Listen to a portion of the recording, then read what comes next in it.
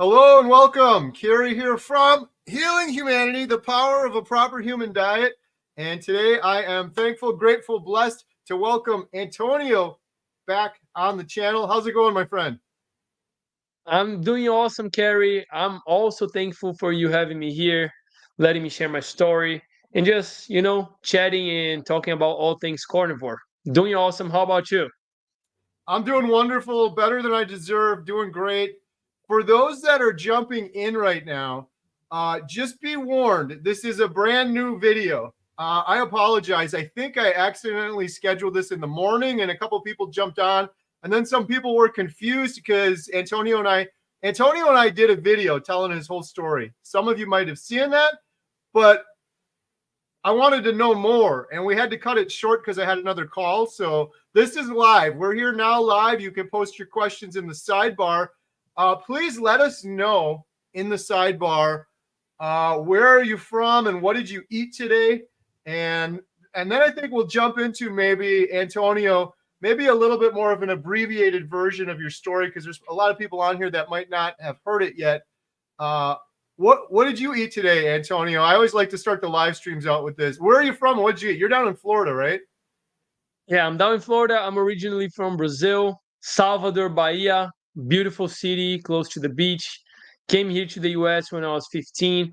But wait, let me tell you what I ate first. Today I ate a Yeah. beautiful picanha prime from the Ooh. butcher shop here down the street. Amazing, but it was like $11 a pound for the prime. I'll take it. I was feeling like picanha, and I also had the grass-fed ribeye that they're selling at Sam's right now, which is very good. Tastes different, by the way, a lot different. Nice. How did you cook that up? I have a gas grill, Okay. which always makes it very good, Right. especially the burgers. Yeah. Well, speaking of, that's a good transition. That's what we had today. I cooked up, oh man, I think like a dozen burgers. And I've got like the whole system with the smoker and the charcoal grill. And today I'm just using propane. Uh, there's some people on here. They're really into smoking. And my buddy Carnivore Kit was making fun of me. He's like, I don't use propane. I'm like, all right, all right. But I think it's good on propane and it was convenient. So we had a bunch of burger patties today. But looks like we have a lot of people jumping on here. Let's see. Nice. Julia says, I was just listening to the first video you did with Antonio. So that video just went live a couple days ago. And Antonio, it's getting some really good feedback. You're really inspiring a lot of people. One of the things that is getting people excited, and myself too, is that you're a rather young man and you found carnivore at a young age. And a lot of people in the comments just thought that's incredible and awesome. So myself too. That's got to be pretty cool, right? Like, a lot of people find this later. The fact that you found it now, when I hear people that they're like 60 and they found carnivore, it's like, that's fine. You're like, you got a whole other life ahead of you now because you'll probably live to be 100. But you finding it in your 20s, how old are you? 25. 25. Yeah, you're just getting started, man. You got like another 100 years on you, no problem. The thing that's really interesting, I joke a little bit, but I've heard Dr. Chafee talk about this before. The longer you do this, just the better things get. Your cells regenerate, the mitochondria. There's so many like good long-term effects. Your gut biome really gets healthier after a couple of years. So it's pretty awesome what you're going to be able to go Yeah, through. yeah, exactly. I wouldn't say I'm the average 25-year-old because all my friends love going to parties and, drinking on the weekends, maybe on the weekdays, and, chilling sometimes. I'm completely different. My mindset's completely different. I don't know if it's because I came to the US at such a young age, at 15, that my mindset just completely changed. So I don't drink. I don't like going to parties that much unless my wife wants me to with her. Right. And I like to keep track of my health. I like to sleep early. I like to do exercise. So I like to keep myself sharp. So uh Yeah, as a 25-year-old, I don't see many of my friends doing that, to be honest. Right. It's very rare in my friend group. It's interesting. Now, were you ever like this before carnivore, or do you attribute some of this to carnivore? You're thinking clearer, you're feeling better, so you want more of that kind of thing? 100%. Like I would today, all I did was I woke up at like 7 a.m. and then I just started working from like 8 to probably right now. Just stopped to eat. So I'm always doing stuff right now, and I'm never 100% tired. Like I don't feel like not doing stuff unless I eat a lot. Then I want to take a nap. But other than that, I just feel like going and going and going, which is amazing. And also, like we talked about this the last time we chatted, Carrie. Like when you go to sleep and you're just feeling great and you're ready for the next day, that always helps. By the way, I bought a Aura ring, those rings that you put to track your sleep and stuff. I Yeah. bought that, and then I'm tracking my sleep now, and then like I see how ready I am for the day or how good my sleep was, which is very cool as Are well you to like happy get with you that ready. so far? I've been wanting to get something like that. And I haven't tried anything. Are you liking the Aura Ring? Yeah, I've been doing for like 2 weeks right now, and I'm very detailed on how the information that it passes to me like correlates to how I feel. Right. So like I'm trying to make some balance to see if it's accurate or not for me. I cannot give you a 100% confirmation right now, but it's looking pretty good. But for example, I started using it just one day before I stopped drink coffee again, and then like the next the next day my sleep was like a 95. It was the perfect sleep. But then that day my headache was so bad because of the coffee withdrawals that Uh, I didn't count that day. But I'm still doing the experiment. I'll let you know in like a month or so to see if it makes sense. But so far so good. I like to see the data. yeah, that's really cool. I have this theory. I don't know if it's a theory. Maybe other people have talked about it, but my biggest issue on carnivore was depression, anxiety. And throughout the years before I found carnivore, it was very rare. But whenever I would get really good sleep, I would notice the next day, like, oh, I'm not as anxious today. I'm not quite as depressed today. And I think there's a big correlation between sleep. There's a lot of people that'll just say, oh, I got 8 hours sleep last night, I'm good. But unless you're using a tool like you are, you don't know if you're getting that really good, deep, regenerative sleep that's really important for you. So that's one of the reasons I got so fired up about carnivore early on, because I stopped snoring like right away doing carnivore. And I'm like, whoa, this is huge. If I'm not snoring, my sleep's better. And then my sleep, I could feel it. Like I'd wake up so relaxed. It's got to be so much better for you. But I'm probably going to pick up one of those rings too. I should. When I had the CPAP machine, that would kind of tell me. It would tell me how many times I'd actually stop breathing throughout the night. Obviously, I don't have the CPAP machine anymore.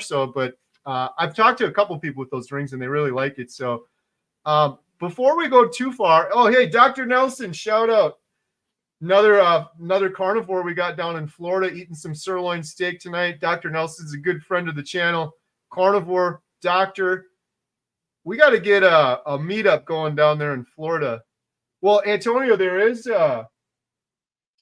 Hack Your Health is going to be in Florida, but I think that's later next year. I think that's like a year from now. Yeah, it's in I'm Tampa, hoping to get right? down there for that. 2025. Tampa. Yeah. Yeah, I'm Yep. excited to go as well. Yeah. I'll definitely try Oh, to it's go so there. much fun. I want to go back for sure. Dr. Carolyn Smith is on. She ate grass-fed beef, but I'm feeling hungry now for more red meat. I'm feeling a little hungry now too. I had a couple burger patties earlier. We'll see. I might eat something a little bit later.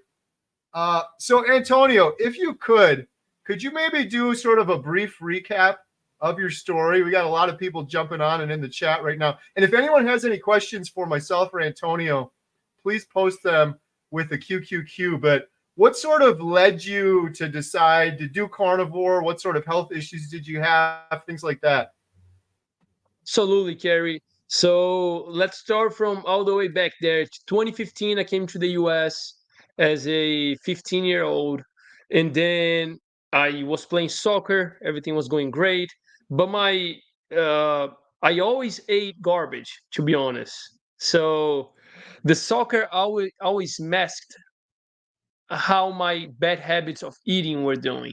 So as I went on, and after 4 years, I was in college, still playing soccer, amazing, feeling awesome, got hurt, couldn't play soccer anymore, very bad ankle injury, so I couldn't play soccer anymore, and then just started eating fast food. Keep in mind, I was always a good student. I was always a very like go get kind of person. I came to the US by myself when I was 15. I lived with a host family and all, but still, like when I look back at it, I was like very determined to have a better life coming to the US. So, um, 1 year into college, that was 2018. I got hurt, and then it was fast food all the time. Jesus Christ, like cookout back in North Carolina, because I was at UNC Charlotte studying mechanical engineering. Jesus, so good, so cheap. you know, like it's that evolutionary trap, right? You're always eating, you're always hungry, always want to eat again. And the mechanical engineer schedule in college is very busy. It's a very hard major, so I didn't have time to do anything, just like study and eat. So I would say after 1 year like that, I got very heavy, very heavy. I think Carrie even has a picture of me. That was not even my heaviest, I don't think. That picture on the thumbnail, that wasn't my heaviest. I don't think I have any picture of my heaviest. So I got very heavy, and then everyone was like, Antonio, what the heck's going on? You're so fat. But I didn't listen, right? I didn't care, I guess. So I was like just going at it, going at it, going at it. Back in 2022 or 2023, I always did like some like diets that just stop eating, and then I always reacted very good to that, lost weight, and then I was right back at it again, eating fast food, eating pizza, because I never learned about food. I never learned about nutrition. I thought like count your calories and it's all gonna be good. Not really. Not really. I always reacted good to that, but it didn't do me any good in the head. So I didn't learn anything from that. So I would say probably 2023, I was feeling awful, Carrie. 2023, beginning of 2023, I would say. So there I was feeling awful. I was feeling anxious. Like I didn't want to do anything. I didn't want to like do any work. I always had to drink like 400 milligrams of coffee or like a energy drink to function. And then I got diagnosed with ADHD, probably beginning of 2023 or end of 2022. I don't remember much, but diagnosed with ADHD. So I started taking the pills. Everything was going amazing. But then the pills is like the ADHD pills for anyone that doesn't know, like Vyvanse or Adderall. At the beginning, everything goes great, right? You're like feeling pumped. Oh my God, is that how people feel? Not really. It's just a temporary fix. It's crazy. It's just like coffee. It's just like any other drug. You take it, you take it, you take it, and then you gotta up the dose. Otherwise, it's no bueno anymore, not good anymore, because you don't feel as you think you should. And they're upping the dose, upping the dose. When I got to the highest dose possible, I searched on Google, what's the highest dose possible for this ADD medication? And then I was already taking that, and then I was like, what the heck am I gonna Ooh. do? What the heck am I going to do? I'm already taking the highest dose deemed safe, which I don't think it is, anyways. But I was, and I was like, no, something's wrong. I gotta change. Like, what the heck's going to? I'm not going to be dependent on those pills for the rest of my life. I'm not going to be dependent on coffee for the rest of my life. I don't want to feel like this anymore. Something's wrong because I never felt like this. To be honest, before even doing the carnivore diet, I always remember like as soon as I woke up, I didn't feel like starting the day. I'll take that back. So even before the carnivore diet, like my mornings were very slow. I didn't feel like doing stuff. I had to get my mind ready.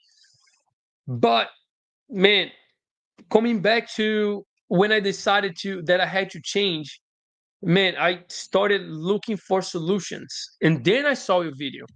That video that you had that those pills. And they were like, here are the pills I was taking. Should I do it again? Listen, I don't need it anymore.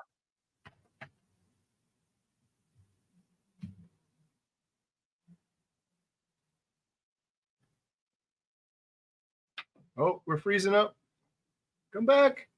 Come back.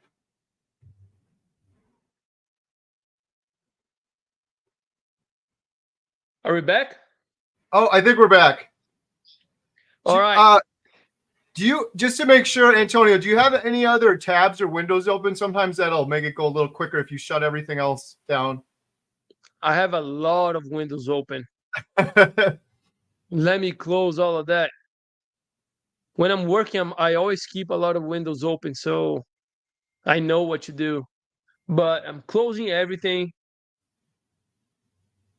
Yeah, it was funny All while right. you're doing that, you were mentioning you saw the video with the pills, and I almost forgot about that one. The one where I actually like threw them like obnoxiously.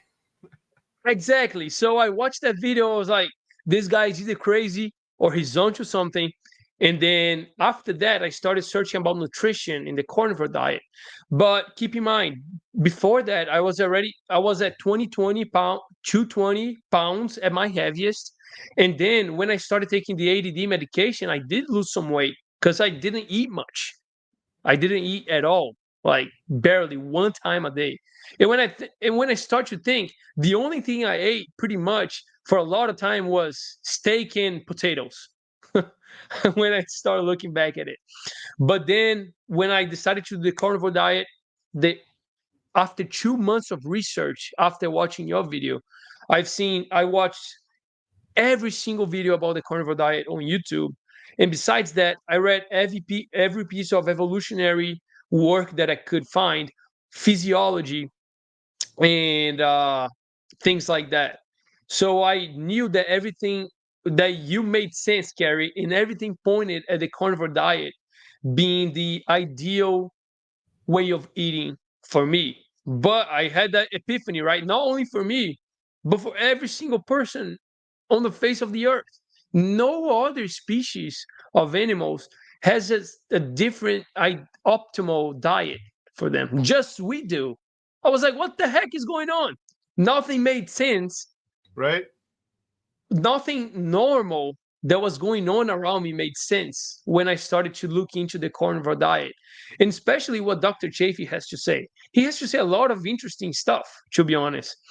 And I watch all of his videos, all of Kim Berry's videos, all of your videos, uh, all of Sean Baker videos, Dante Ferrigno. I watched some of his videos as well. So many videos, and from there, I have a list of literally over 25 things that have changed on me since I've started doing the carnivore diet. No more anxiety, no more pimples on my face. By the way, I was going to take one of the most dangerous medications for hormones back in Brazil for my acne. It's called Roacutan. I don't know how it's called here, but it messes up with your hormones. I was gonna take that. I was also gonna take Ozempic back when Ozempic was getting started, but then my dad was like, "You know how much that costs?" I was like, "No," and he was like, "That much." I was like, "Well, I'm not taking that anymore. I don't feel like taking that." So that was one of the reasons I didn't take Ozempic, and I almost took the acne medication, but I didn't. My face was horrible. If you want to carry, I'll send you a picture of my how my face was with the acne. Now it's like all clean, which is amazing. No more being anxious. No more thinking of the future, feeling that I don't want to do anything. No more impulsiveness, feeling happy, looking forward to everything, looking forward to meeting new people. So much stuff. Like if I get my book, and I read you the list, it's gonna be way better than just me telling right now. Because as time goes by, you forget how you felt before, you know. So you don't even think about that stuff anymore. But I do have my book with everything that changed, and I also have my book that my wife gave to me, that I write every single day, like what I want to do with my day, how has my day been, blah blah blah blah blah blah. And at the end of the day, I write down how I felt. And so I have my whole carnivore journey, like on those like notebooks that I write down, like about my day and stuff like that. So it's amazing to see, like after 2 weeks, I was like, I don't want more coffee. I don't want more ADD medication. I'm gonna quit that, and then I quit it, and I'm never going back, Carrie. Never going back. So that was my story. I hope it made sense so much in so little time, but I hope it made sense. No, absolutely. It's incredible. The thing that love about your story is you didn't just watch my video and then say, I'm going to do carnivore because this crazy guy's doing it. You did a bunch of research. And that's what I wish everybody that's listening would do. If you're new to this, if you're hearing Antonio's message and you're like, I'm suffering, I want to try it too, but I have questions, don't just blindly do it. There's so much great information out there. And it's all free, right? Like you watch the Dr. Chafee videos, Dr. Bart K, Dr. Barry, they're all free. It's like literally free information. It always scares me when people are like, well, okay, I'm going to give it a try, because you'll probably end up failing, because it's not just eating meat. Carnivore is not just eating meat. There's more to it than that. You got to get fat. There's electrolytes. There's adaptation phase. There's all sorts of things. So doing your research is pretty awesome. But I love what you're saying too about, you just look at the world like, this is all crazy, right?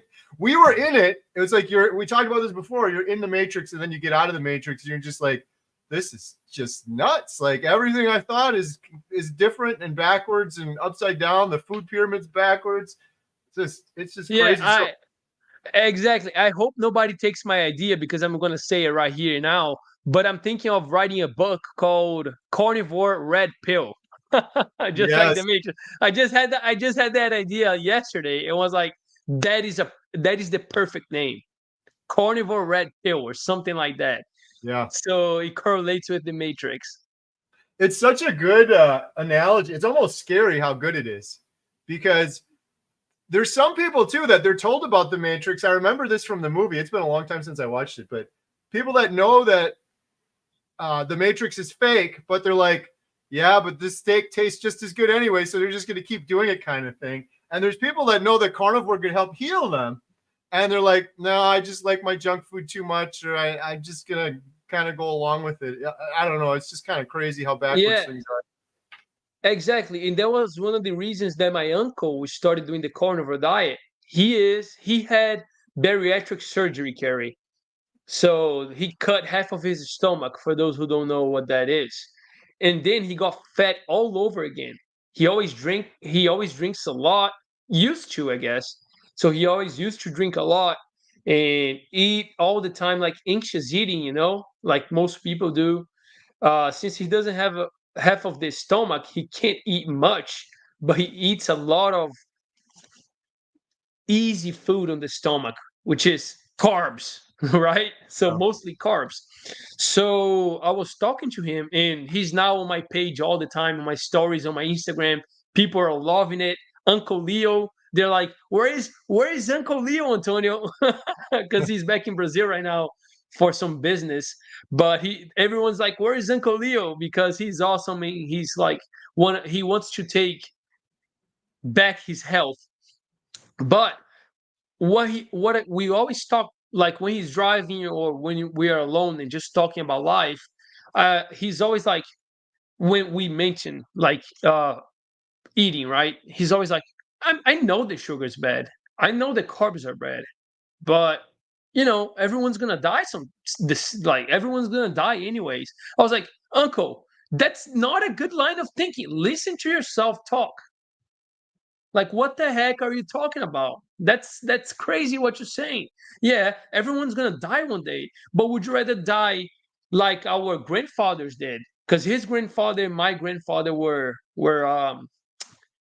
brothers, like doing dialysis not being able to carry like their grandsons in the arm because they cannot get out of bed at 70, 80 years old. Like, do you want to feel like useless when you're 70 or 80, or do you want to like have a great life, take care of your grandkids, be happy, be fit, be healthy, and feel good when you're 70 or 80? That's a complete different path, right? It's Right. completely different. It's not that everyone's gonna die one day. It's how you're gonna feel on your journey towards the end, you know? So Yes. then he started thinking, like, I put that seed in his mind, and then he started thinking about it, thinking about it. And I started sending him stuff about the carnivore diet, about eating healthy and stuff like that. And then one day he was like, Antonio, I'm ready. I'm ready to do it. I was like, I'm so happy, Uncle. Let's do this. And then like in 1 week, he lost like 10 pounds. Not 2 weeks, he lost 10 pounds. And man, I could tell that just his vibe was completely different. He was like more talkative, happier, just like overall in a better mood than most of the days. Most of the days he would just like normally he would be in the cell phone like watching stuff, or he was like, I don't feel like talking right now, like it's my thinking period or whatever it is. That, I mean, I don't know what that is, like I don't know, but after that, like he was so much more happier, talkative, like in just 2 weeks you could see it. I could Wow. definitely see it. Yeah. Incredible. Hey, just real quick, we are live right now. So if anyone has questions, someone in the chat was asking. I did a video pre-recorded with Antonio the other day. We're talking about more things outside of that video right now. So this is definitely live. If you have any questions, post them in the sidebar. But I love the story about your uncle. That is so cool. I'm glad that he started too, because I have heard that excuse from other people. I know sugar's bad. I know this, but I'm going to die anyway. The thing that those people don't realize, and I'm glad your uncle came around, because I've talked to some people that don't come around, is it's like you don't know what you don't know, and you don't know how good you could feel. Like if you could just feel as good as Antonio feels, you would want to do this forever. But so many people are like, I know sugar's bad, I know I could feel a little bit better, but they don't realize, I think, the extent of how much better they could feel if they actually did it, sort of thing. It makes it really frustrating, but that's really awesome. One other quick side note too, Antonio is on Instagram and YouTube. So if you want to follow more of what he was just talking about, follow more of his story, I have links for both of those in the description below. Antonio, we touched on this a little bit, but not too much. What are your thoughts on like what are some things that you've learned about nutritional studies and science that we've heard over the years? Have you had any sort of carnivore epiphanies there? Yeah, 100%, Carrie. It's crazy, right? And I was really talking to some of my friends about that today, really. And then, because one of my friends got one study from Harvard saying that meat is associated with gout and with like diabetes and all of that crap. Sorry about the language, but it's just crazy how like people still think that those studies are any good at all. Like, so my first epiphany was like the association versus causation. A lot of people don't know that association doesn't mean much. It means that if it has a very strong degree of association, if something has a strong degree of association, I don't know, is it like 400%? Not 100% sure. Correct me if you can. But like, it's got to be very big for the scientists to begin to think of developing a hypothesis that can be tested for causation. And a lot of people don't know that. And another realization that I had about studies is, for example, how many variables that should be taken care of in order for a study to be well handled and to show causation of one single thing on someone's body over a period of time. Does that make sense?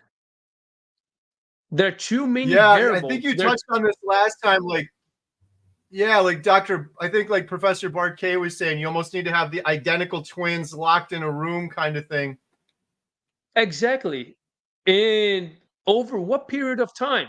Because if the study only takes 8 months, then after that, everything is just pseudoscience, like Borke says. It's just imaginary science. You don't really know. And all the nutritional studies can't tell anything. Like, okay, for the carnivore diet, we don't have any studies long term, but tell me one that is for any other diet. It doesn't.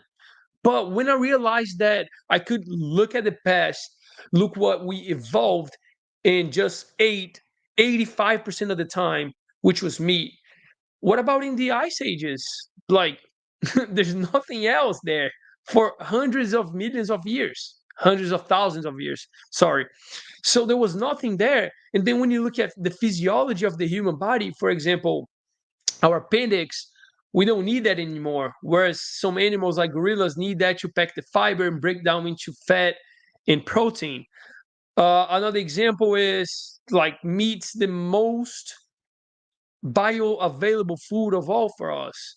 Our like whole gastrointestinal system is very efficient at absorbing that one food, meat, nothing else. That's the best thing we could do.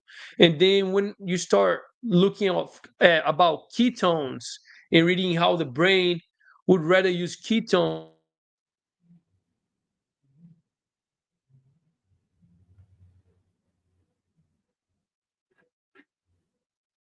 Come on, come back. Apologies. I think our internet's a little choppy here. We're back. There we go. Yep. And then when we start reading that the brain likes to use ketones when it's available rather than glucose, and then after that you read all of the problems that come with insulin resistance, and then you look and read how insulin resistance is caused by the overwhelming amount of glucose in the body at all times, and then you read that our body creates the own glucose that it needs, that is like 4 grams at the maximum in the bloodstream, and everything above that is kind of not ideal, right? And that's why we have insulin to put it down. And then when you start connecting all the dots, and then you see that like the carnivore diet is the ideal diet, the best diet for the human species, then everything clicks, and then there's no going back. That was a lot, but I hope he answered your question, Kerry. No, absolutely. That was one of my big realizations afterwards too. Just looking back, and for everyone watching this too, just think about it yourself. All of the years watching the news or social media, and they would say, eggs are going to kill you. They're horrible for you. And then a week later, eggs are great for you. You got to eat your eggs. And then a week later, eggs are going to kill you. It's just all of these studies throughout the years. Coffee's great. It's going to kill you. You should have wine. You can't. They can literally skew to whatever bias they have or whatever message they want to put out there. Exactly. I started learning more too about most of these studies being observational studies or food frequency questionnaires where they're literally asking people, what did you eat 2 years ago? And I think of that now, and like my brain is so much sharper on carnivore, but I don't even think I could tell you what I ate 2 weeks ago, and I only eat beef. Like, was it a strip steak? Was it a filet mignon? I don't remember what I ate 2 weeks ago. How could someone on the standard American diet that eats like 1,000 different items possibly remember what they ate a year ago or 6 months ago or whatever?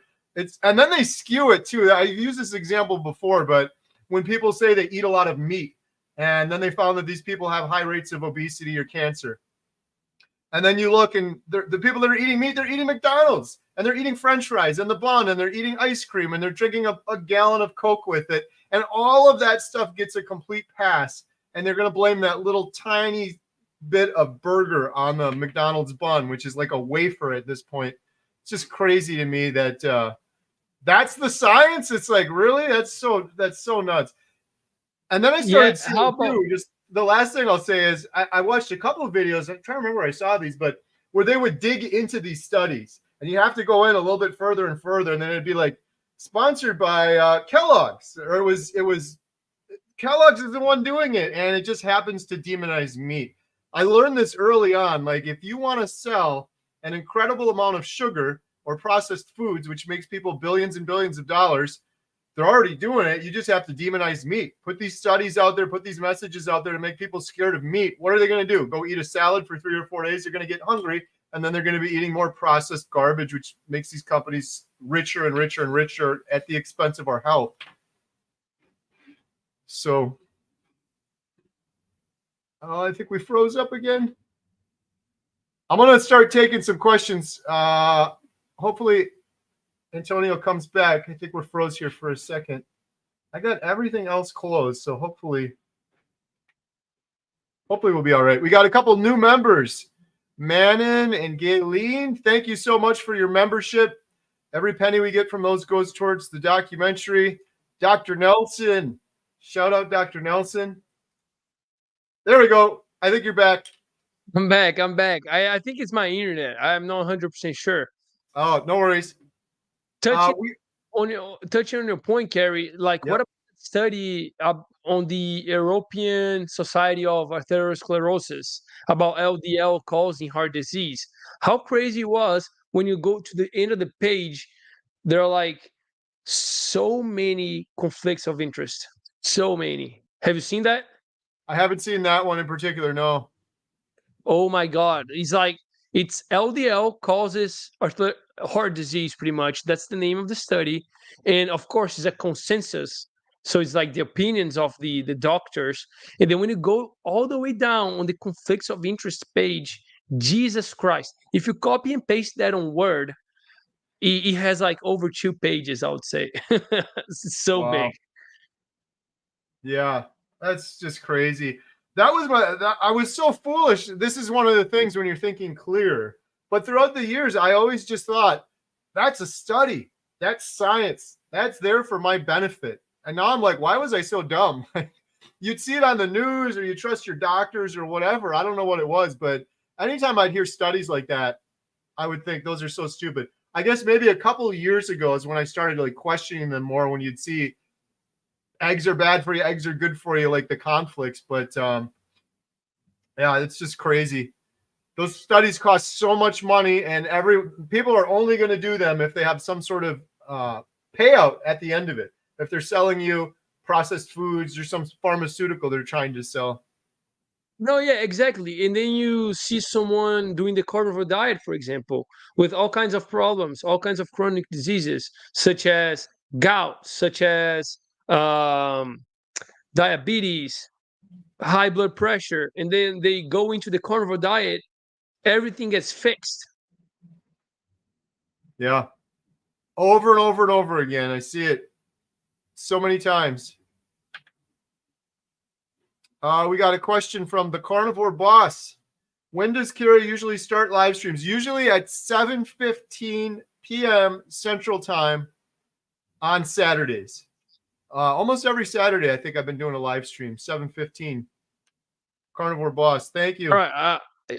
I switched my internet. Now I should be good. No more breakdowns. Awesome. But yeah, I was saying, but everyone that gets into the carnivore diet, it fixes all those chronic conditions, and they're kind of like, well, how can meat be so hurtful for someone if someone's getting on the carnivore diet and eating mostly meat and getting better of mostly everything they have, mostly all chronic conditions they have, if not all. So it doesn't make sense when you think about it, right? When you do some critical thinking, it doesn't make sense. Yeah. Critical thinking, or even just after a while, it's like, just use your own 2 eyes and some common sense and look around, see all of this incredible healing. There's some people that are so deep in that matrix though, because I still get it now. I've never been healthier. I'm down 100 pounds since my heaviest, literally reversed congestive heart failure. I have all the medical records I've shared openly on my YouTube channel. My ejection fraction was 44. It's normal now. Reverse a lifelong irregular heartbeat. I don't snore anymore. I don't have depression anymore. I don't have IBS anymore. I don't have arthritis anymore. And I tell people that, and they still say to me, yep, but you're a ticking time bomb and you're going to have a massive heart attack at any second now. I'm just like, they're so indoctrinated in that way of thinking. I don't know. It's just use some common sense. I tell them too, I'm like, if that's the case, and I'm gonna only live 10 more years, then I'm gonna die. I'll sign a contract right now and I'll take that deal because I feel so much better now. And I was dying before this. I felt so horrible. I'll take 10 more years like this if you're saying it's going to shorten my life. But there's literally no science or logic to that statement. By every account and measure, I'm 1,000 times better than I was before. Exactly. You literally reverse your congestive heart failure, and then people are saying that you're ticking time bomb because your Right. LDL might be higher than normal. Like, how crazy is that? How crazy is that? And you mentioned IBS, like those symptoms of IBS. I would say I had that too. Like, I never went to the doctor, but like it's crazy how I went to the bathroom like 4 or 5 times per day before. I never stopped to think about it because I was never a guy to go to the doctor. Like, Right. I literally had my hand broken one time at a soccer game. Some guy stepped on my hand when I was down, and I broke my finger, and I was a right back. So I had to like throw the ball with my hand. So I was literally throwing the ball with my, like, this part of my hand broken right here, and I didn't know. So I just kept playing, and that was a tournament in Las Vegas that I played.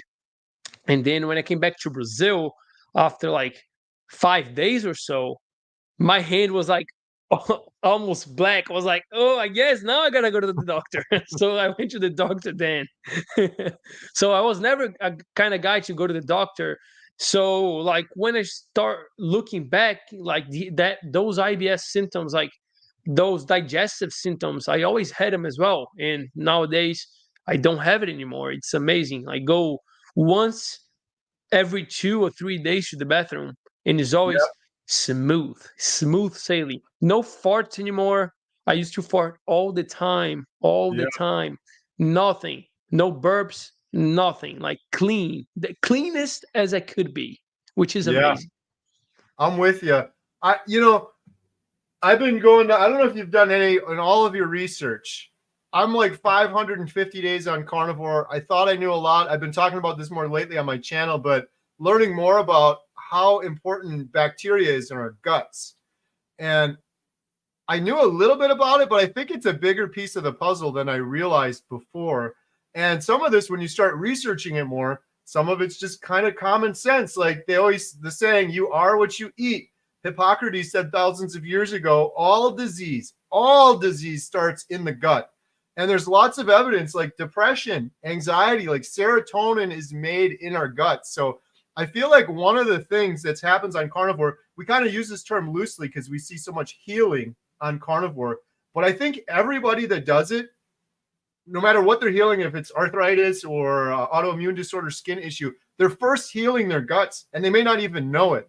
Like leaky gut, that's like such a new phenomenon that people are having issues with. And IBS is just rampant. It's like everybody has it and they just think it's normal because they're going to the bathroom 3 times a day and they're farting 500 times a day. And they do that for a couple of years. They just think it's kind of normal. But I really believe this. I don't know. Some people, there's arguments both ways. I'm not an expert. I don't know. I had this one woman on my channel talking about gut health.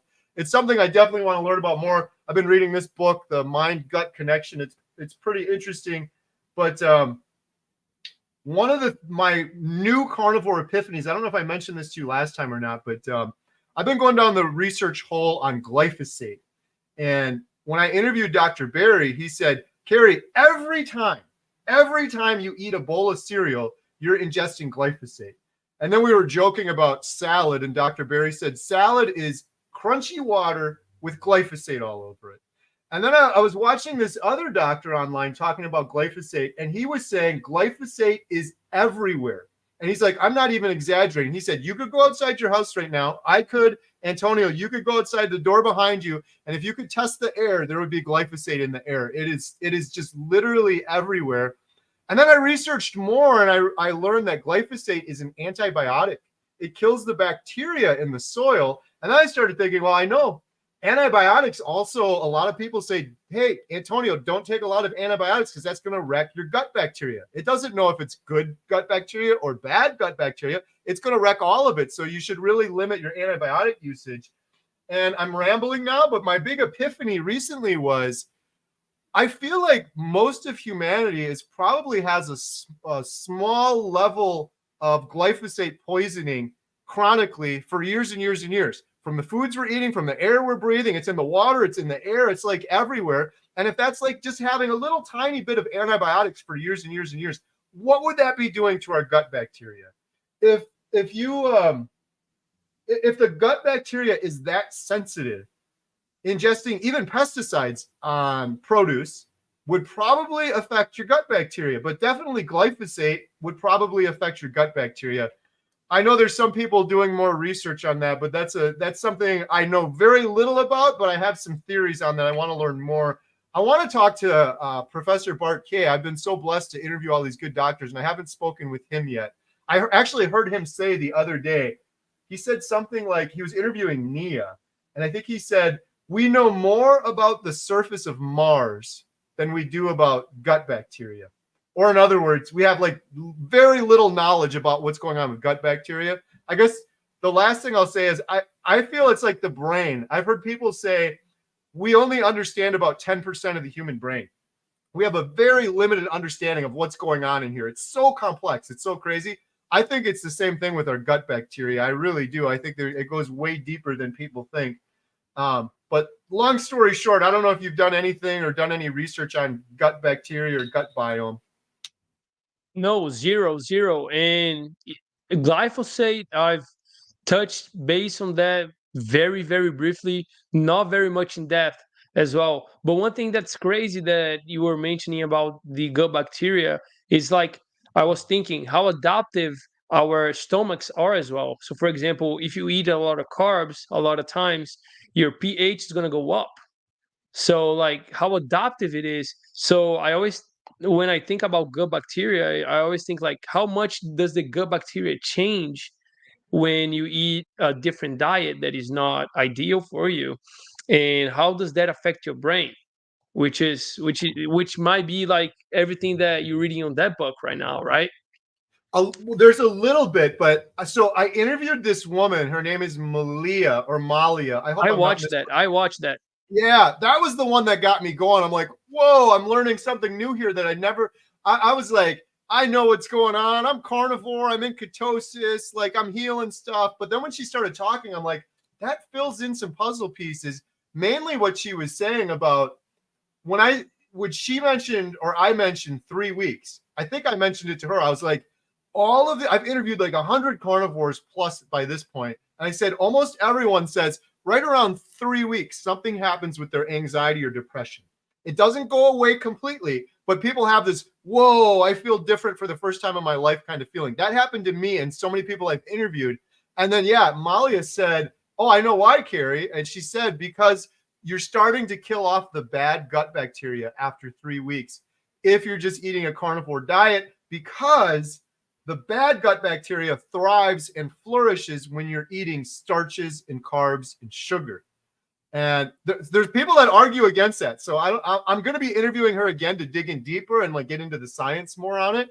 But I thought that was so fascinating. And then the other thing she said that was so interesting was that's just 3 weeks. Then you have this other phase where you wipe out some other gut bacteria at like 6 months, and then a year, and then 2 years, because there's all sorts of different types of good bacteria and bad bacteria.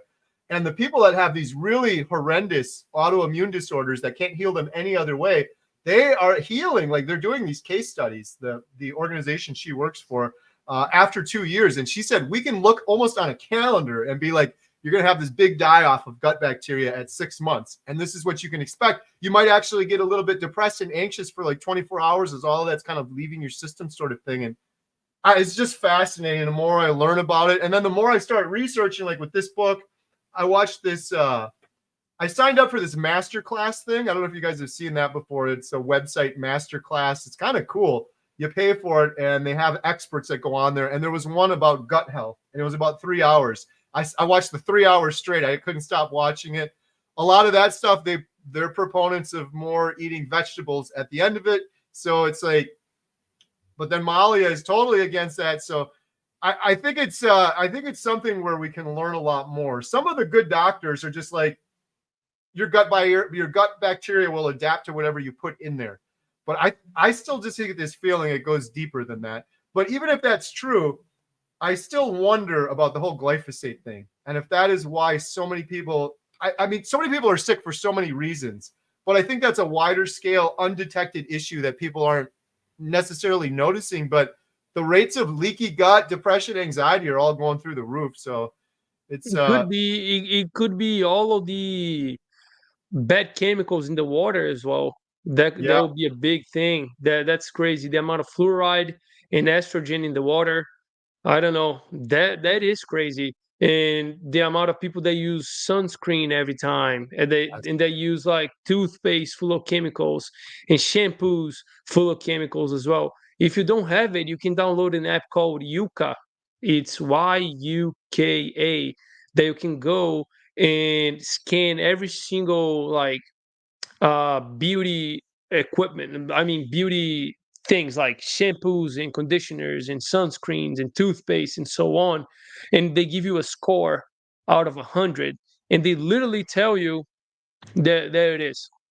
And they literally tell you like you see like 8 out of 100 bad, and they tells you the additives, and then it tells you like why those additives are bad if you press that tab, and then it's going to be like, well, this additive is very hazardous and is banned in Europe due to this and this, and then it shows you the studies and all of that. So it's like a very informative app, and I use that all the time. I use that all the time. And I tell my wife to use that as well because she loves beauty products. I'm like, do you know what you putting into your skin? That is crazy. So much stuff. And one thing that that lady told you as well. What is her name again? Melissa, Melinda. Malia. Yeah. Malia. So one thing that she told you was that like even if you cheat one day on the carnivore diet, that could mess up your gut microbiome a lot. And I was like, 2 years. man, that is crazy. Yeah. That is crazy.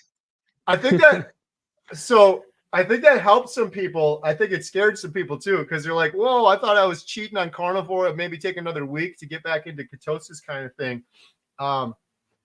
I don't know. Well, I'm doing another video with her. She's currently traveling right now, so I'm looking forward to doing that. But that's really cool on that app. I've had apps over the years. I've never heard of that one, Yuka, Yuka. If anyone's interested, I'm going to get that as well. Have you changed besides your nutrition, like the toothpaste and the deodorant and some of those things you mentioned? Have you changed in that regard too?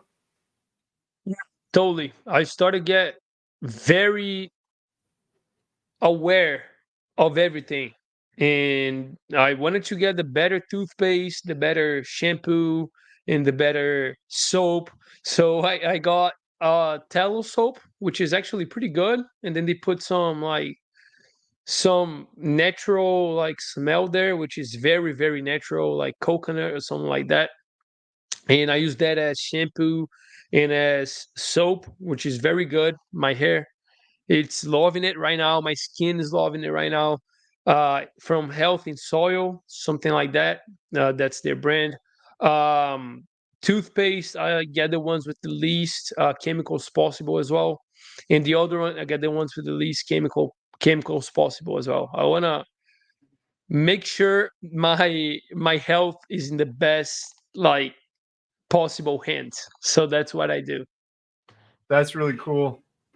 That is Yeah, but it's crazy. It's crazy how much chemicals there are in shampoos and in conditioners and in soaps and everything like that. Like a full list of chemicals that you don't even know how to spell, which is crazy. Even crazier is that foods are like this as well, and people still yeah, eat that.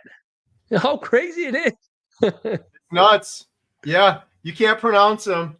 It's scary to think it's in the deodorant, it's in the shampoo, but then, like you're saying, there's even more in the food, and people are just like, whatever, I'm just gonna eat it. You know what I mean? Yeah, it's My crazy. daughter And Emma before, and my daughter Katie have been doing this tallow kind of skincare that's just completely 100% clean. And Emma did a whole bunch of research, and one of the things that she keeps mentioning and quoting that I found so interesting was when you put something on your skin. I'm probably misquoting this, but I think she said like 70% of that can get into your bloodstream. I never knew that before. So when you put suntan lotion on and there's 47 chemicals in there and you don't know what they are, that's going into your bloodstream, or 70% of it is going into your bloodstream. Actually, Dr. Nelson was on here the other day and he was telling us you can get magnesium and actually put it on your skin and it'll absorb through it. And it makes sense now. I never even heard of that before, but Yeah, all of those testosterone like gels as well. That's how a lot of people use it. They just pass a little testosterone gel in their skin, so it's not as abruptive as like just taking an injection or something like that. right. Some of it's just so crazy too. Like, I don't really use any shampoo anymore. And that one is kind of interesting too when you think about it. Because first, when people hear me say that, they're like, disgusting, that's insane, you're nuts. But then when you think about it, it's like you're returning to kind of what is natural. It's amazing how incredible the human body is. It's not like God made the human body and then was like, well, they're going to have to invent some sort of detergent and then put it in their hair every single day. There's natural oils that are in our hair, and we're like rinsing those out with the detergent. I always make fun of my girls and my wife because well, my daughter Emma doesn't do it, but I'm like, you guys are always complaining, like, oh, I got split ends, oh, my hair, this, my hair, and my hair is just like perfect. I'm like, it's got oils and natural stuff in there that I'm not getting rid of. And if I were ever to use anything now, it's the stuff my daughter Emma gets, which just sounds like what you're using, just the cleanest stuff, where we got like tallow soap and things like that. It's interesting though. A lot of people go on carnivore. I would have been like before carnivore, oh, it's just toothpaste. You're overreacting. And now I'm literally scared to like have something like I'm feeling so much better now. I don't want to introduce something weird just like that for what benefit too. Yep, exactly. And like just touching back on food and the chemicals in food, like before the carnivore diet, were you like this as well? You just care about like how many calories there were and like Yeah, how many grams of protein and how many grams of fat. Like the less fat, better, the more yeah, protein, better, even though we don't even know if the protein is bioavailable. And then carbs, well, I don't really care about carbs as long as the calories are low. But don't mind that list of 20 chemical compounds on that protein bar. It's yeah. all right. As long as it fits your calories. Like how crazy it is. It's When I nuts. look back at it, it's crazy. I spent so much energy and effort worrying about the complete wrong things. Well, how many calories are in here? And then meanwhile, there's literally toxins and poisons and ingredients in there. There are seed oils, highly inflammatory. There's stuff in there that's messing with my hormones, literally disrupting my hormones. But I'm just like, and then I'm using an app like, oh, how many calories are in that? Oh, I can have 4 of those today, sort of thing. It's just crazy. That argument people still make. I get it on my channel all the time. I get some crazy comments, but Carrie, you just lost all this weight and are healthier because you were calorie restricted on a carnivore diet. Drives me nuts. Like all calories are created equally. I'm like, seriously, I think a 7-year-old you could explain this to, and they would be like, that's dumb if you think all calories are created equal. If you think 1,000 calories of Oreos are the same thing as 1,000 calories of a ribeye, it's just insane. Count your calories and you should be fine. That's what I thought, to be honest, beforehand. I thought it's very simple math. Like count your grams and then you can count your calories, and Yeah. then it's gonna be all right. You just gotta eat less and move more. That's what I used to think, right? Because that's what's on the mainstream. That's what we are taught since kids. And like you don't get to learn business in high school, or you don't get to learn business until you're in college, which I think you should, right? Even like from a young age learn business. But we kind of learn about nutrition, but everything we learn is messed up, Yeah. which is like how can we change that? And then I believe that's why you post stuff, right? That's why I post stuff. So people just look at us and it plants their seed on their mind. And then they're Yeah. like, that guy might be crazy, but what if he's not? And then Right. they go and try to research. And like all of the carnivore arguments make sense. Like all of them make sense. There's no one that doesn't. Like everything is very, very solid, connected, and everything makes sense. So like when people start realizing that everything makes sense, they might change their mind and change their like just how they perceive their health. Just like Uncle Leo. Yeah. Uncle Leo. By the way, Uncle Leo was like, Antonio, what the heck? I'm not farting anymore. I was like, yeah, you're not inflamed anymore. Nice. So that That's was so that was a exciting funny about thing Uncle here. Leo. Yeah. I'm trying to reframe it for people too, because I get it. Like, so many people come at this like, oh, you're just going to eat meat and that's going to heal everything. That's insane. That just sounds nuts to me. And I try to reframe it to them and just say, don't look at it that way. Who couldn't agree with doing an elimination diet for 30 days and eliminating chemicals and toxins and poisons and seed oils for 30 days? People should be outraged. The stuff that we're being fed in the grocery store is literally banned in so many other countries. I keep seeing these memes pop up. I don't know if you've seen some of these. They'll show like ketchup in the United States, and then they'll show it in another country, and they'll show the ingredients. And in the United States, it's like this long, and in another country, there's like 4 things. And they're like, oh, they'll just eat all of that poison, toxin, garbage. It causes cancer. There's red dyes in there that have been proven to cause cancer. Just give it to the Americans; they'll just eat it. And people should be outraged. But long story short, if you are new and you're considering this, and you're like, these guys are nuts, they're just eating meat, just reframe it in your brain that you're going to do an elimination diet and you're going to bless your body for 30 days without poisoning it for 30 days. Just eliminate all of those toxins, sugars, inflammatory foods for 30 days. I think it's a lot easier for people to wrap their brain around that. Still, a lot of people won't, but that's what helped me. When I started this, that's what I told myself. I'm like, I can't eat meat for 30 days, but I can do an elimination diet. It's so funny because it's really exactly the same thing either way. I was just going to, by the time you eliminate all that stuff, you're just left with meat anyways. But the Exactly. the other argument I get is you would have done the same thing, Antonio, if you just stopped eating the fast food and the sugar. What do you say to people that say that? Are you getting something more out of the meat, or is it just the absence of processed food and sugar that you're so healthy? That's what I told Uncle Leo. Uncle Leo always tells me that. And I'm like, well, Uncle Leo, listen, meat is the least inflammatory food you possibly can put in your body. All right. Every other vegetable has some kind of chemical defense as well. So if you think about that, for example, if you're eating almonds, you literally getting cyanide with it when you like chew on it. Like, how crazy is that?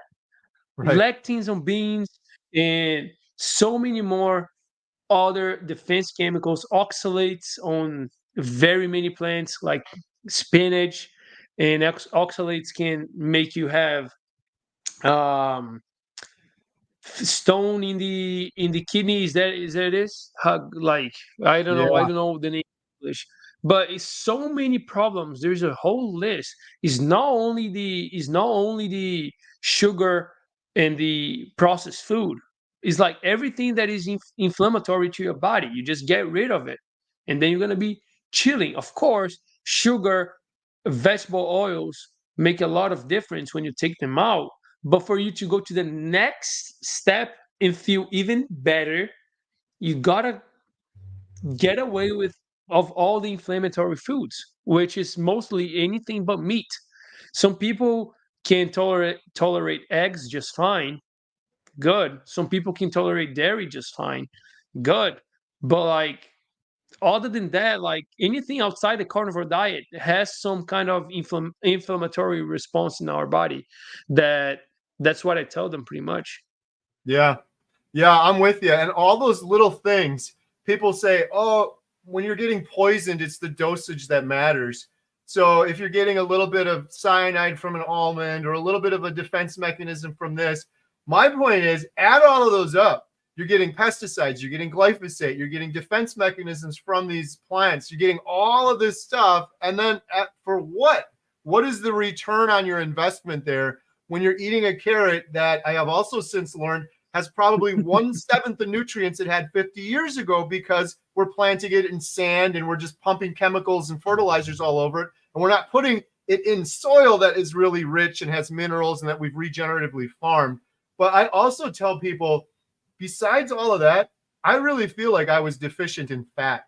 Like when I started eating that fatty meat, because for about a year before doing carnivore, I did pretty strict clean keto. Salad for lunch, salad for dinner, a little bit of broccoli or cauliflower, and then just a tiny bit of protein. I still had IBS. I still had depression. I still had anxiety. I was low energy, congestive heart failure, all that stuff. When I eat that fatty meat, I can almost hear my body just thanking me, like, yes, you moron. Like, this is what I wanted the whole time. And I feel like you get that fatty meat back and it balances your hormones. I've heard Dr. Kiltz talk about this. I feel like my testosterone went up. I feel like my immune system got stronger. The sleep got better only when I got the fatty meat. So it's like a combination of these things. Definitely, if you get rid of sugar and processed garbage, it's a piece of the puzzle. But I don't believe it's the whole piece of the puzzle. Exactly. I don't either. For you to go to the next level, if you want to be the best athlete, for example, you gotta do the extra mile. You gotta do it. And if you want Right. to feel the best, probably you're gonna have to go that extra mile. Like if you're okay with like getting oxalates in your food all the time you eat it, along with a carnivore diet, I mean, all right, but if you take it out, you probably feel better, a lot better. So I've heard Dr. Chafee, for example, say that the last 5% that you take out makes a lot of difference. Makes a Yes. lot of difference. I'm so For glad you example, said I was that. only drinking coffee. Yeah, I was only drinking coffee, Carrie, besides the carnivore diet. And that made me feel like SHIT. At the beginning, it's good, right? Because you get that pump again. But then, like, I didn't feel good anymore. I felt tired. I couldn't wake up in the mornings. And I was waking up in the mornings at 6 a.m. every day on a clean carnivore diet. And with coffee, I just felt tired in the morning. I needed that coffee. So that was like what, 1% not being a carnivore, like 99% carnivore, and that 1% makes a big difference. Yes. I'm so glad you said that because so many people will tell me in the comments, I'm about 94, 95% carnivore. And on one hand, I'm like, good for you. That's awesome. Like baby steps. But a lot of those people then come back to me and they're struggling or they still have sugar cravings or this or that because they're still having like their diet soda or things like that. I just tell people, I'm like, I'm not patting myself on the back. I just came from such a dark place. I don't ever want to go back. So I've been very, very strict. I've never cheated on carnivore. I've been doing it for 550 days. I'm like, you can do 100% carnivore for 30 days. If you're going to do it, try to do it 100. Now, the coffee I get are baby steps into it if you can get there. But I guess I'm more so talking about some of the other things people talk about, like they'll keep their artificial sweeteners, their diet soda. They'll have a little bit of fruit on the weekend, and they're just starting carnivore. Like, you got to go 30 days and knock those things out because those same people then come to me and they say, I'm on week 3 or 4 of carnivore and I have these crazy cravings for sugar. And they just ate blueberries 3 days ago. If I ate blueberries 3 days ago, I would be jonesing for some sugar. It breaks down into the blood as glucose, the same as a candy bar does. People got to realize that. So I just encourage people, they get mad at me, but you'll thank me afterwards. Like if you're going to do carnivore, like try to do it 100% for 30 days at least, and then see how you feel. Don't try to do it for 95%. Exactly. And the carnivore community might hate me for that, but yeah, I highly advise everyone to stop coffee as well for like maybe like 2 months, at least, or 3 months, just to see how you feel. Because, man, because for those who didn't see the interview before, when I started the carnivore diet back in like 310 days ago, 1 week in, I stopped drinking coffee, which was taking like 400 milligrams per day, which is a lot of coffee, and the ADD medication, like along the coffee. I was taking both of those to function. And 1 week in, I stopped it. All right. Then, after like 5 months, I 5 or 6 months, I came back and started drinking coffee again. And then I started, well, I'm just going to drink 1 cup until 10 a.m. That's it, only in the mornings. And then 1 week passed, and I was like, no, 2 cups till 1 p.m. That's all right. I'll take that. And then 1 week passed, and then I was like, no, 4 cups after 5 p.m. And I was like, man, if I start going like this, it's gonna be like 10 cups again by whatever time it is. And it messes up your sleep and all of that. But some one day, like 1 month or 1.5 months into drinking coffee, after I stopped for 6 months or 5 months and then started drinking again after a couple of months, I was like, man, that cup is making me tired. That first cup of coffee is making me tired. And I was like, what the heck's going on? And then I started to realize, man, now I got to drink a lot of coffee to come back to my baseline of feeling prepared to take on the day. And that's when it hit me, like I'm being like held back by the coffee again. I'm being manipulated by the coffee again. Manipulated is a good word to use, because it does manipulate you into drinking more as the day goes by and you start drinking more, for me at least, right? So then I stopped drinking coffee once and for all again about like 3 weeks ago. And then that day after I stopped drinking coffee, Carrie, you remember what I said, right?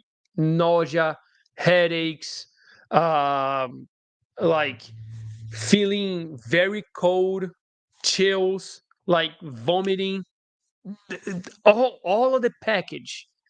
And then I realized, man, coffee is very addictive, very, very much addictive. And when I stopped drinking coffee and taking the ADD medication, at first it didn't hit me that much, because maybe I was like, my body was more inflamed back then, and I didn't feel it that much. But now that I was like 300 290 days into the carnivore diet, where my body maybe was way less inflamed, when I stopped drinking coffee again, after like 1.5 months of drinking it every day, those withdrawal symptoms were so bad, so hard. And then I realized, man, coffee is very addictive and I shouldn't be drinking that. Yeah. It's so interesting with coffee that people that quit end up having more energy. It seems so weird because a lot of people are taking coffee to get an energy boost, get a caffeine rush. But everyone I've heard, yourself included, that ends up quitting, they feel more energetic and less tired afterwards. I think there's something pretty awesome too about carnivore and just not having any addictions anymore. Uh, Coffee's probably the least worst one, but getting over that addiction, because it's like you said, it manipulates you, it kind of steers you. Even if you don't really think about it, you're always like, oh, when am I going to get that next cup of coffee? I got to have more coffee, got to have more coffee. And it kind of guides your path. And that's one of the pretty awesome things on carnivore for me. I'm like, I don't have any addictions anymore. I have to eat food. I love ribeye, but I appreciate it. I'm not addicted to it where I'm like, I got to eat another ribeye or I'm going to die now, like a sugar rush kind of thing. It's pretty awesome not having any addictions. I think that's a benefit of carnivore. A lot of people don't realize until you experience it. Like my whole life, I've been addicted to something else: diet soda, food, sugar, standard American diet, and to have none it's really liberating. It gives you so much more time too to do stuff that's fun, stuff that you enjoy doing, like actually living your life. And everyone that talks bad, Carrie, about like not eating sugar or not drinking coffee or something like that, maybe give them a challenge. Why don't you stop for 3 months? Can you? Can you Right. stop it? And then they're like, no. Well, do you need it? And then they're like, no, I don't need it. Is it essential for you to live? No, it's not. Then are you admitting, like, are you telling me that you addicted to it? And then they're like, no, I'm not. I just don't want to. I just don't feel like stopping it. But I could, but I don't want to. Yeah. And then they're like, well, okay. But but then you can say, you decide to do it, you will realize what I'm telling you is true. Yeah. Yep. That's what I Oh, tell I like, everyone. Do you want to do it? No, no. right. Here we got some comments. Pa Beater, 3 pounds of mixed meat tonight.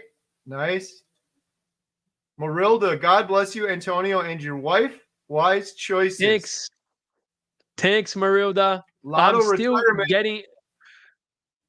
I was gonna say I'm still trying to get my wife into the carnivore diet. She's doing keto right now, but soon she'll be doing the carnivore diet. Just like Jen. By the way, say hi to Jen and to Emma. They're nice. Yeah, absolutely. That's how Jen, she did keto and then she did carnivore too quick, and now she's back full carnivore. So it seems like that's the natural progression. That's a good baby step. Go from keto to carnivore sort of thing. It's so nice now just because we've got 4 girls, the whole family. My one daughter, Katie's still a little bit more, she's ketovore, but other than that, we're pretty much all carnivore. Like today, I just made up a bunch of meat on the grill, a whole bunch of burger patties. That's all everybody ate today. It's so much nicer. It was hard when I first started because I would be out by the grill all by myself. This person's eating this thing, this person's eating that thing. It's nice to be on the same page for sure. How's Jen What doing, has by your the way, wife said, Carrie? Antonio, about your transformation? Like, did she think this was crazy when you first started? Like, what, you're just going to eat meat?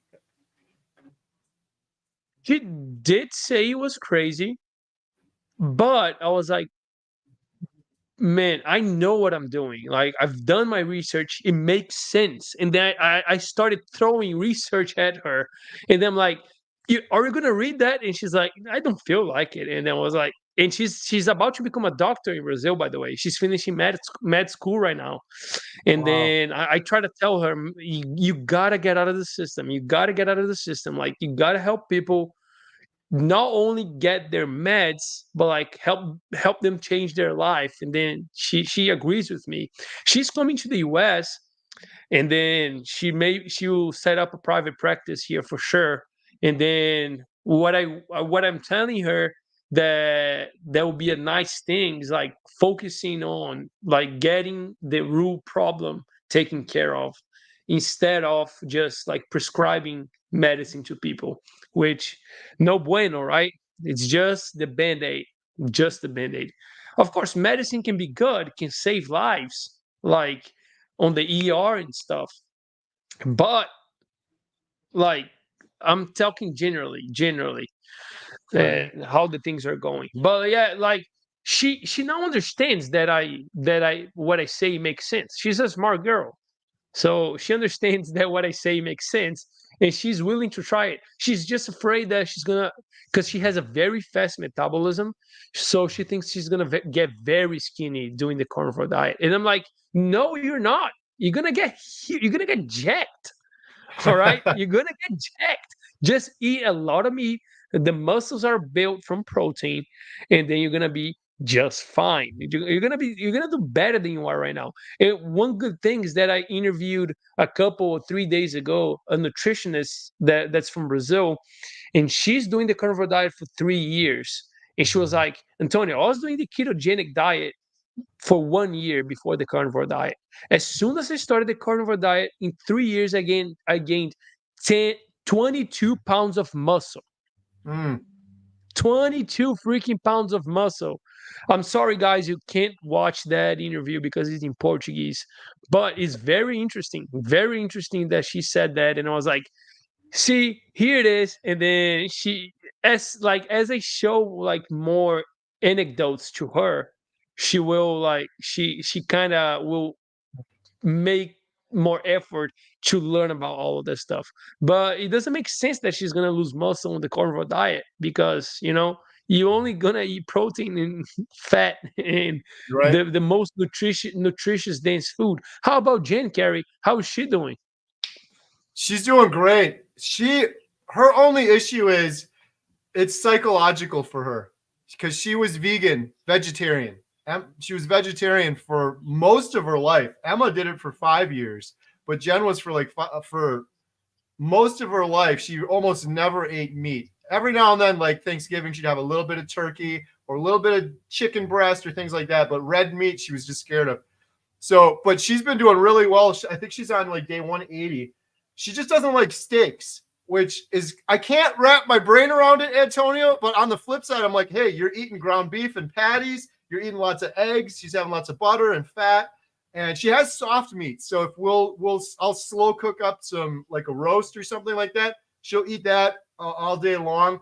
I shouldn't complain either because steaks are expensive. So if we're getting steaks and I'll eat the steak and you eat the thing. Just in my head, I'm just like, you're just missing out. Like, this is so delicious and you're not getting it. But she's doing great, and she's still drinking coffee.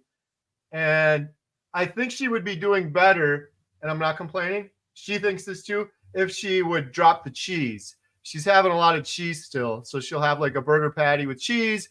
So I don't know what your thoughts are on cheese. I never did cheese. I'm not judging anyone. A lot of people I talk to that do cheese on carnivore end up stalling out, or they say I'm stalling, and I'll ask them when they're eating cheese. So I think I heard good advice from someone. They said, if you're going to do cheese on carnivore, just do it like on your burger as a condiment. Don't eat it as a snack because it could be easy to maybe eat too much of it, kind of thing. But yeah, other than that, she's doing really well. Amazing. I've been following and looking at her transformation. It's always good to see that you can see like she changed her mind and then she goes through the process and is all there. I think it's very nice. The thing that is amazing is just her brain. She's on it. Like, she's so much sharper. I don't know. People think I'm dramatic, but when I was on the standard American diet, I just had this horrible brain fog where it's almost like you're drunk. It's almost like you drank a couple beers and you can't find your words. You're not all there. And she was like that before doing carnivore. She's so much sharper now, which is, in my opinion, it's not changing her. I think that's the real person on carnivore without the intoxication, right? It's like almost this whole time I've been with someone that's been intoxicated the whole time. I was intoxicated the whole time. So having the sharper brain, her energy is just amazing. That has been awesome. The thing with your wife, I'm so excited about the fact that she's being a doctor and you're planting these seeds with her, because I really believe all doctors are pretty awesome. And I think all doctors started with a good heart and an intention to heal people, but then they get into a system, and then after years and years and years where the only solution is this stuff, they end up going that way. But your wife knowing this now, going into that, because I think that gets really discouraging for a lot of doctors where they're like, is this what I signed up for now? I'm just tossing pills at people and I see 100 people a day. They really want to heal people. That's why almost every person you say, why did you become a doctor? I wanted to help people, or I wanted to heal people. Your wife having this, starting out as a new doctor, that is really exciting, because she may end up like, maybe she starts going down that road wherever she ends up working, but then she's going to realize, wait a minute, maybe I could just heal the root cause of the issue. Like, how amazing is it when someone says, you healed the root cause of this? I hear it on carnivore. I'm working on a video right now. Carnivore saved my life. It's just a whole video of people saying, carnivore saved my life. How many doctors out there nowadays have a patient going back to them and saying, you saved my life? I've heard it thousands of times on Dr. Barry's channel, Dr. Chafee's channel, Dr. Kilt's, but a regular doctor like the ones that gave me this, I want to go ask these guys, how many times a day do you hear a patient? How many times over your career do they come to you and say, thank you, Dr. Smith, you saved my life? I don't think those guys are hearing it at all, because they're not treating the root cause of the problem. But luckily, there's good doctors like your wife coming about, and Dr. Barry and Dr. Chafee, and hopefully more of them will start to take it on. I get in trouble. People get mad at me. They're like, you can't blame the doctor. It's the system. I'm like, I get that, but I barely graduated high school. I figured this out for myself.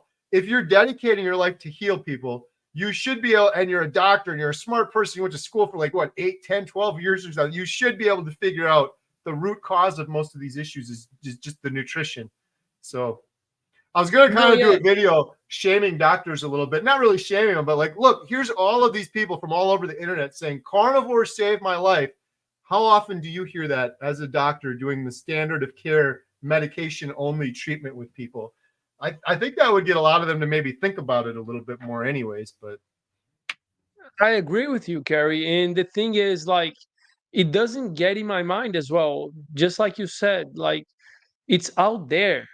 Like people are getting better every single day. Like, for example, they see that someone says, well, my diabetes is completely gone, my gout is completely gone, my anxiety is completely gone, my depression is completely gone, my hypertension is completely gone, my fatty liver is completely gone doing a carnivore diet.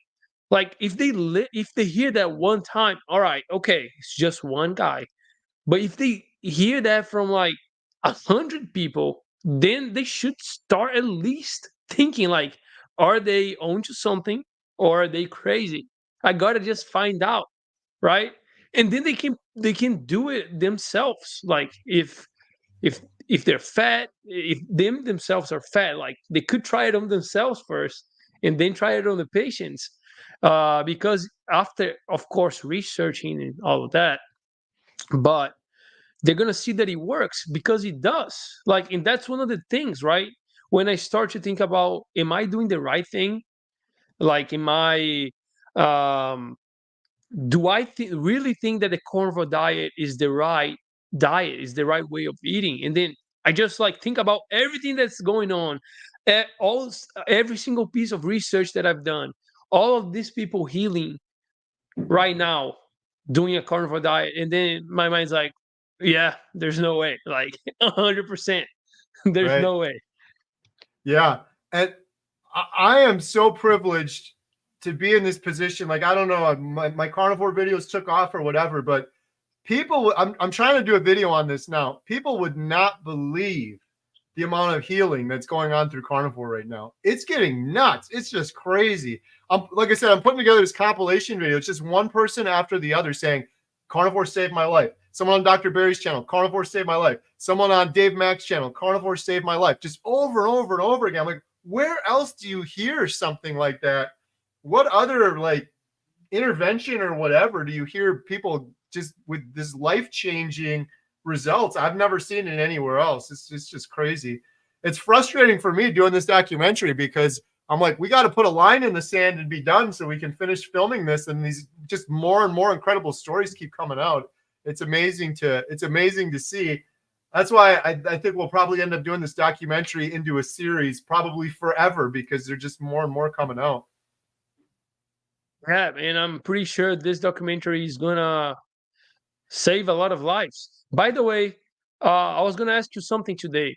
Could I put captions in your, like, in your snippet that you posted on YouTube, that 3 minute snippet, and of course you posted on your social, of course, on your YouTube, and I want to share it for every one of my followers for them to Yeah. see it, because I know that that was very touchy. I ain't gonna lie. You did a very good job editing that. If you do, so I would like I people gotta to see it. And Yeah, I got to give credit real quick. That was someone gave me credit for that too.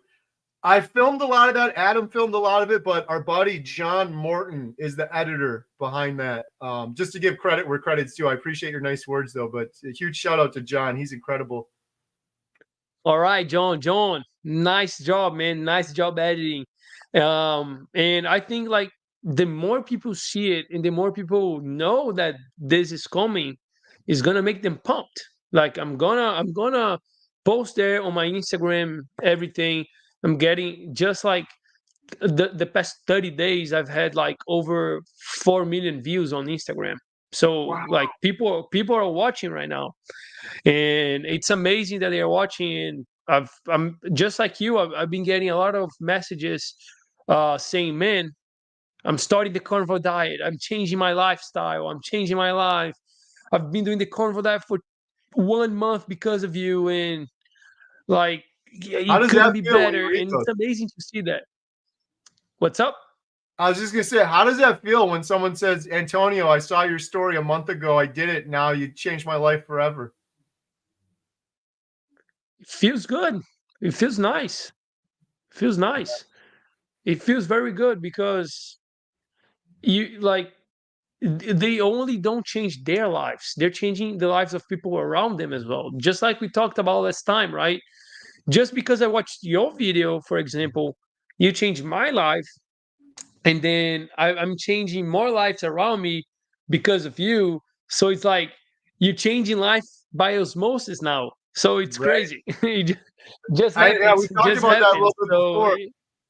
Yeah, that ripple effect is crazy. And if I got to give credit back, I keep joking around with him, but I'm not even joking. Dante Ferrigno. I don't know if I ever would have started Carnivore if it wasn't for him. I was telling him before, we're filming him next month, I think. I'm filming Dante Ferrigno, and I'm like, this whole documentary, we got Dr. Baker, Dr. Chafee, Dr. Kiltz, all these people. This thing is 32 interviews we've done so far. I don't think it ever would have happened if Dante Ferrigno didn't share his story on YouTube and bravely put it out there for the world to see, because I don't think I would have been like, this is too crazy to see him do it and to see his before and after and how much success he had. So Antonio, you wouldn't be doing this if it wasn't for Dante Ferrigno.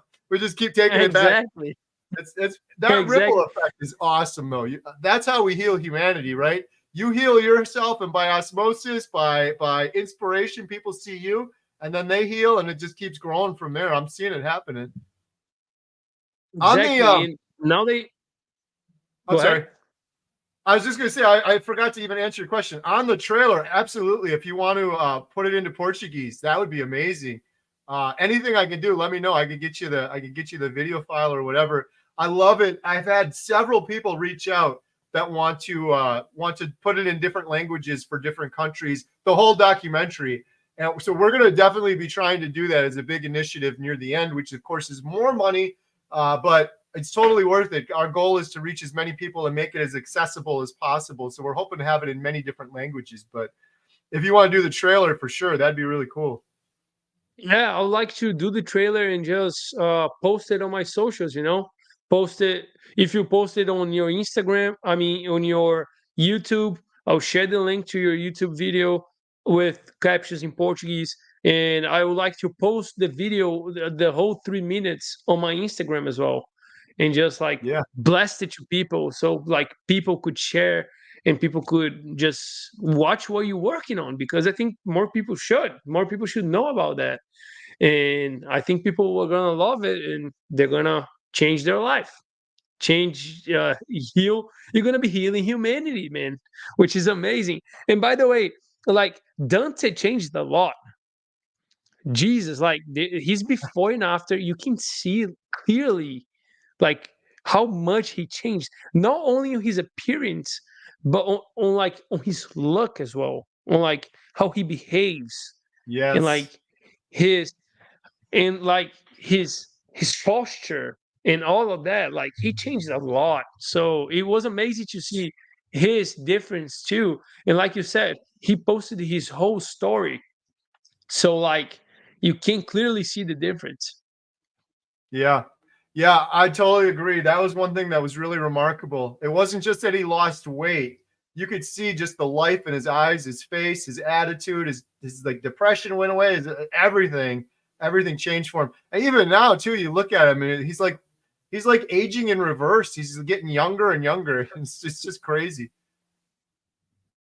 Exactly. He's looking good. He's looking Can good. we His take a health few is good. questions?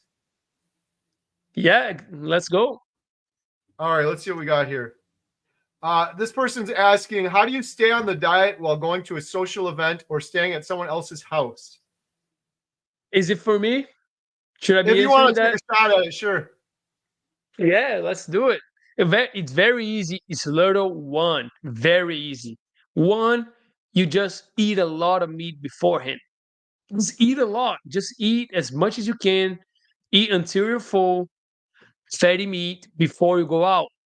If you're staying at someone else's house, it's very simple too. Just buy some steak and cook it. So easy. They'll love you. So They'll easy. love you. Yeah, they will love you. Like cook for them. Like tonight's on me, and then you just buy some steaks. All right. Very simple. Just take it easy. Just take it easy and don't feel the pressure, because there's no pressure. Like people are gonna know that you're doing something for yourself, and they're gonna be okay with it. So that's it. If it's a more social kind of pressure, they're gonna be okay. So it's your life, and if they really like you, they're gonna make sure you're happy, and that's it. So take it easy and just eat a lot of meat. Yeah, I'm with you. That's great advice. I've realized too, we often think that other people are thinking about us more than they are. If you go to a social event and you're worried that people are going to think you're weird because you're just eating a burger without a bun or a steak or whatever, I can almost guarantee you those people, I'm sorry, they don't care about you. They're worried about themselves and having fun. Now, sometimes people might say stuff, but I think a lot of times it's just because they're worried about you. Like, are you sure you're okay? You're okay if I eat this in front of you, Antonio? Is that all right? Kind of thing. It's just because it's weird, right? We're different than everyone else. Everyone else is there eating pizza, junk food, and we're not. So, but they don't care. Nobody cares. And the like you said, Antonio, too. You could eat a big meal beforehand and just fast and don't even eat the thing. Like that's oftentimes what I do. A lot of times right now I eat one time and then for 23 hours I don't eat. So just eat ahead or plan ahead, prepare a little bit. Yeah, Susan and Lampton had a question. Antonio, do well, you just have any one. children? Do you have any children? No, I don't. I don't. Zero. I plan to have a lot though. Just like you, Carrie. A lot of children. Nice. And we already talked about your wife doing keto right now. So Exactly. here's another question from David. Does everyone only eat one big meal a day or more meals a day? I personally eat when I'm hungry and I eat until I'm full. So that's about 2 meals a day. And I've realized that if I want to eat something at like 1 p.m. or 2 p.m., I tend to eat a smaller meal so I don't feel the urge to like rest and digest, you know? And Yep. then at night, after I'm done with my work and everything, I'll just eat a big plate of meat with burgers and ribeyes, and it's always delicious. It always tastes good, Yeah. always. Same for me. Most of my carnivore journey, I've had 2 meals a day. I'm doing Lion Diet now, and a lot of times I'll have one big meal, and that's kind of it now. But I guess my best advice, David, is don't overcomplicate it or think about it. So many people starting carnivore will ask questions like that. Are you eating 3 times a day? Tell me exactly what you're eating. And it's different for everybody at different stages. The beauty of carnivore, unlike any other diet I've ever done before, is it's just natural. Just eat till you're comfortably full. You don't need a calculator. You don't have to sit down and figure out macros or calories or anything like that. You just eat till you're full. It's the most natural thing in the world. Just don't overthink it. Exactly. And as time goes on, you're gonna learn how to listen to your body too. So you're gonna get very close to your body, to your roots, if I can say that, like without any foods that's gonna trick you to eat more or something like that. So you can do tests on you, experiments, eat more or eat less, or eat more fat, less protein, to see how you feel. So people can always do that as well, right, Carrie? Yeah, Do you think that too? 100%. And the beauty of carnivore is you can hear your bodies so much more clearly. When I was on the standard American diet, I couldn't hear my body. Why do I have IBS? Why do I have a headache? Well, I'm putting 1,000 ingredients in. When you're eating carnivore, your body will tell you, like, dude, more salt or more fat. Like you can really, really listen to those signals a lot better than I ever could before.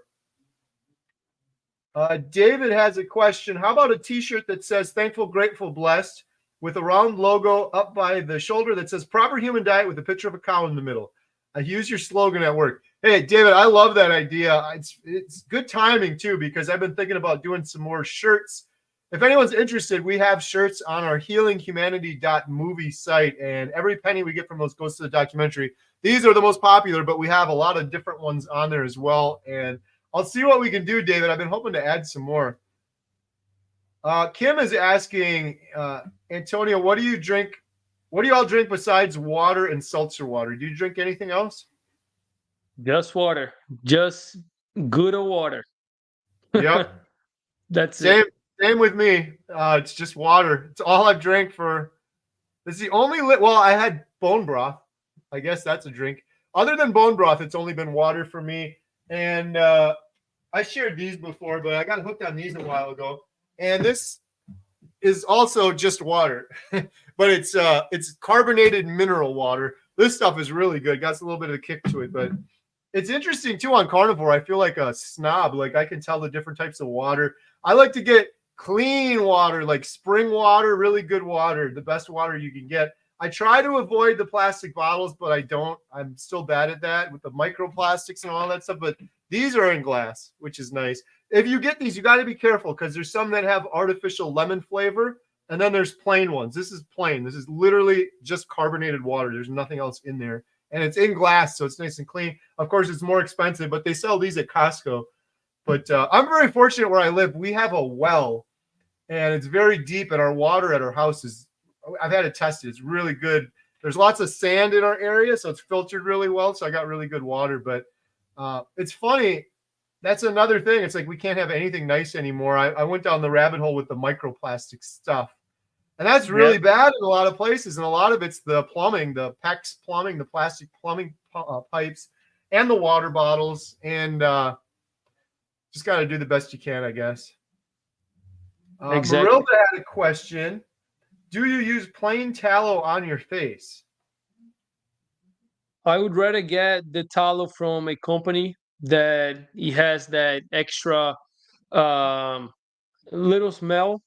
So I get from Heart and Soil, but I guess some people do make their own tallow and freeze it, and then just use that as a soap or shampoo as well. But I think that's too much work for me. I would rather just pay a little bit and just get it.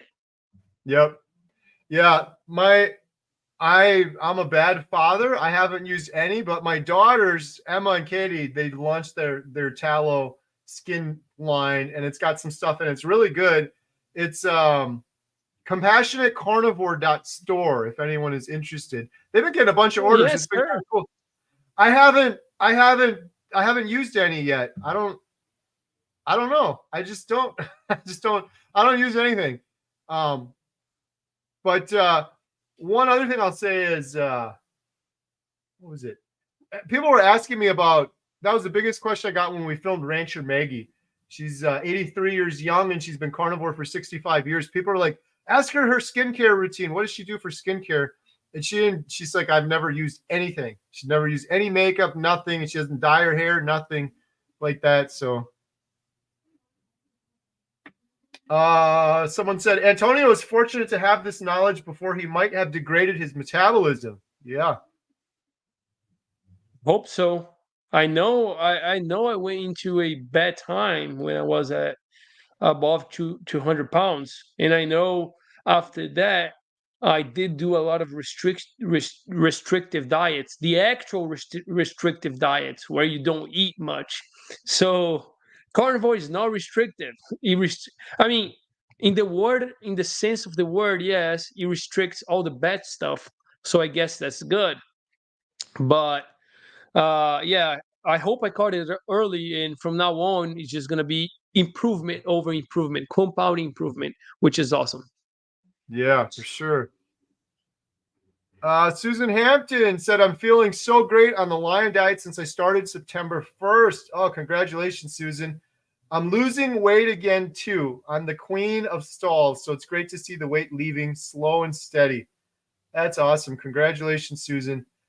I always tell people, like, if you're stalled out on carnivore for a long time, try Lion Diet for a little while. You don't have to commit to it your whole life. Try it for a little while. It seems like if you do a big change up in your diet, normally you start losing weight again. But the other thing I've learned is oftentimes people think they're stalling, and they may not be stalling. Their body might just be healing, or you're gaining muscle, losing fat. It doesn't look like progress on the scale, but you're actually heading in the right direction. We got $2 super chat from Euridicity. Thank you so much. We appreciate that. Marilda stopped coffee July 21st. I was having 1 cup in the morning, bulletproof. If I want a sub, I'll drink 1 cup of chicken bone broth. No energy, though. Awesome. Thank you. I think I think we got all the questions. Let me make sure I didn't miss any here. Oh my goodness, falling behind.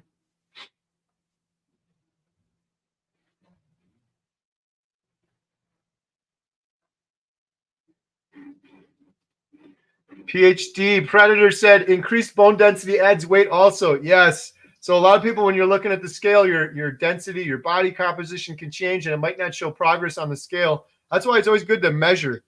I've never measured. I tell people they should measure, but I've never measured. But hey, I think we got through all the questions. Antonio, I really appreciate you coming on again. So we've got links in the description. But is there anything else you want to shout out, or any cool interviews or things like that that you've done on your channel recently before we wrap it up?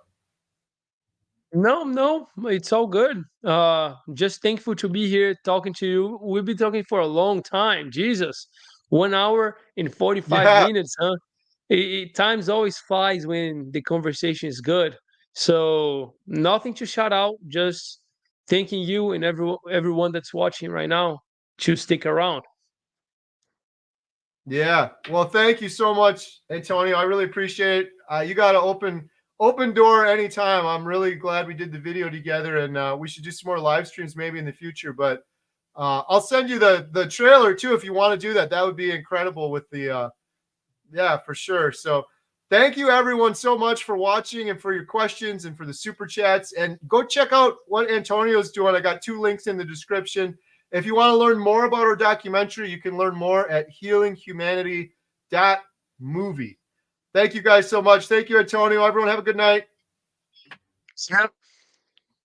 Beep.